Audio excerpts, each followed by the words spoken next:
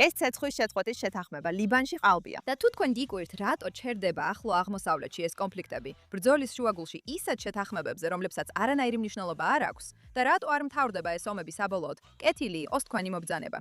ჯერ უნდა ამოიცნოთ ეს კანონზომიერება. და ამ კანონზომიერებას ნათლად დაინახავთ, როცა ლიბანის ისტორიას დააკვირდებით.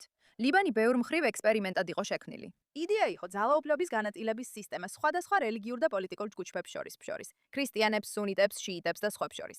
გასაკვირი არ არის, რომ ეს რეალურად არ იმუშავა.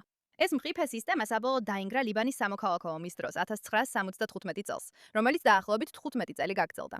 სხვადასხვა ჯგუფებმა შექმნეს საკუთარი შეიარაღებული ძალები და როდესაც ომი დასრულდა, ამ შეიარაღებული სტრუქტურებიდან ბევრი სრულად არ გაქრა. ჰეზბოლა ყველაზე წარმატებული აღმოჩნდა და ფაქტობრივად სახელმწიფოში სახელმწიფო გახდა. 2006 წელს ჰეზბოლამ გადაკვეთა საზღვრები, გაიტაცა ისრაელის ჯარისკაცები და სრულმასშტაბიანი ომი გამოიწვია.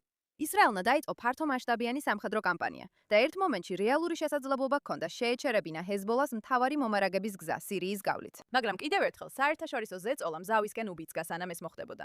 ჰეზბოლამ აღადგინა თავისი არსენალი 1000-ობით რაკეტიდან 10,000-ობითამდე და შემდეგ 150,000-ზე მეტამდე. არასრული გამარჯვება კიდევ ერთხელ უფრო ძლიერ მტერს წარმოშობს.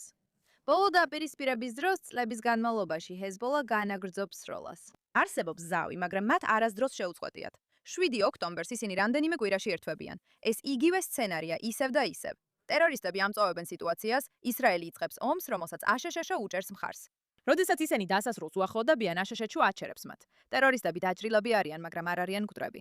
ეხლა ლიბანის ახალმა მთავრობამ აჩვენა პოლიტიკური ნება სუვერენიტეტის დასამტკიცებლად, რაც წინა 10 წლეულებში არ არსებობდა. და სწორედ მათ მოაწერეს ხელი შეთანხმებას.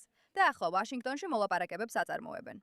გახსოვდეთ, ჰეზბოლა არის სახელმწიფო ლიბანში. ეს ლიბანის მთავრობისგან განსხვავებული ერთეულია და სხვათა შორის წარსულში ცეცხლის შეწყვეტის შეთანხმებებს პირდაპირ ჰეზბოლასთან აწევდნენ ხელს. ცეცხლის შეწყვეტა 10 დღითაა გათვალისწინებული და გავრცელებული ინფორმაციით ნეთანიაჰუს ეს გადაწყვეტილება ტრამპის ზეწოლის შედეგად მიიღო და არა იმიტომ, რომ ისრაელმა თავად მოისურვა ეს. ცეცხლის შეწყვეტის ტექსტი უკეთესია, ვიდრე წინა ნებისმიერი შეთანხმება იმ თვალსაზრისით, თუ რას ინარჩუნებს ისრაელისთვის, მაგრამ ეს მაინც მხოლოდ პაუზაა კონფლიქტში, რომელიც როგორც თავად ისრაელის პრემიერ-მინისტრი ამბობს, ჯერ არ დასრულებულა.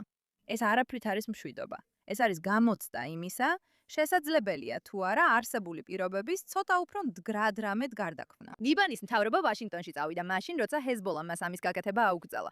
ირანის მფარველობაზე უარი თქვა და აჩვენა, რომ ისინი ცდილობენ შეზღუდული შესაძლებლობების მიუხედავად, მაგრამ რეალური პოლიტიკური ნებით გახდნენ ქვეყანა, რომელიც საკუთარ თავს მართავს. ეს შესანიშნავია. ლიბანის მთავრობამ შეიძლება მართლაც გააფორმოს სამშვიდობო ხელშეკრულება ისრაელთან. ეს ისტორიული იქნება.